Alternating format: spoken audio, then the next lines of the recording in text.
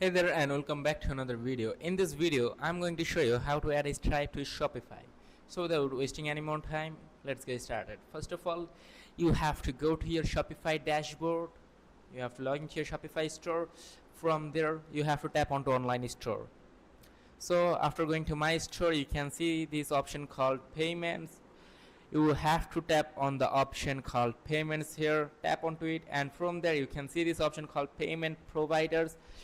From there you have to tap on to choose a provider option, then scroll down and search for the Stripe, and if you don't found this option, then you have to go and tap onto the mini search bar. Here you can see this text called filter third party payment providers. You have to tap onto it, and from there you have to tap onto Stripe. So after clicking on Stripe,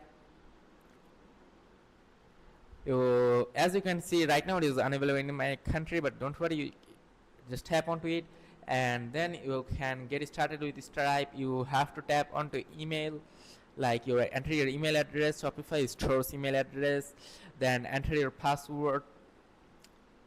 So create your free Stripe account and then connect it, tap onto continue.